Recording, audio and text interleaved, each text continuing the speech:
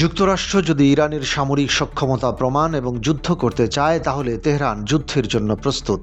কাতার ভিত্তিক সংবাদ মাধ্যম আল জাজিরাকে দেওয়া সাক্ষাৎকারে এ হুঁশিয়ারি দিয়েছেন দেশটির পররাষ্ট্রমন্ত্রী আব্বাস আরাগচি।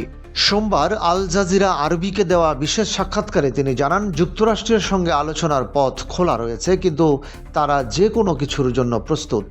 গত বছরের জুনে দখলদার ইসরায়েল ও যুক্তরাষ্ট্রের সঙ্গে যুদ্ধের সময় ইরানের যে সামরিক প্রস্তুতি ছিল, বর্তমানে সেই প্রস্তুতি আরও বিশাল ও বিস্তৃত বলে জানিয়েছেন তিনি।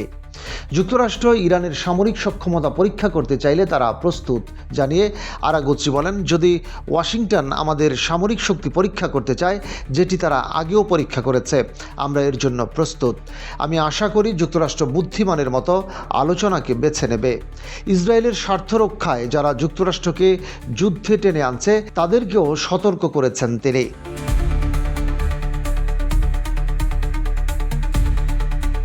চলমান আন্দোলন নিয়ে ইরানি পররাষ্ট্রমন্ত্রী বলেছেন, আন্দোলনে সশস্ত্র সন্ত্রাসীরা ঢুকে পড়েছে, যারা বিক্ষোভকারী ও নিরাপত্তা বাহিনীর সদস্যদের উপর হামলা চালিয়েছে, তারাই সশস্ত্র সন্ত্রাসী। উল্লেখ্য, 2022 সালের পর সবচেয়ে বড় সরকার বিরোধী বিক্ষোভের মুখে পড়েছে ইরান। মূল্যস্ফীতি ও আর্থিক দুরবস্থার প্রতিবাদে এই বিক্ষোভ শুরু হলেও দ্রুত তা রাজনৈতিক রূপ নেয়। গত 28 ডিসেম্বর শুরু হওয়া বিক্ষোভ এরই মধ্যে দেশটির বড় অংশ জুড়ে ছড়িয়ে পড়েছে। বিক্ষোভকারীরা বর্তমান শাসনের অবসান দাবি করছেন। ইরানের বিভিন্ন শহরে বিক্ষোভ অব্যাহত রয়েছে। চলমান এ বিক্ষোভকে কেন্দ্র করে গত কয়েকদিনে যুক্তরাষ্ট্রের প্রেসিডেন্ট ডোনাল্ড ট্রাম্প একাধিকবার ইরানে হস্তক্ষেপের হুমকি দিয়েছেন। ইরানি নেতৃত্বকে বিক্ষোভকারীদের বিরুদ্ধে শক্তি প্রয়োগ না করার বিষয়ে সতর্ক করে দিয়েছেন তিনি। গত শনিবারও ট্রাম্প বলেছেন, যুক্তরাষ্ট্র বিক্ষোভকারীদের সহায়তা দিতে প্রস্তুত।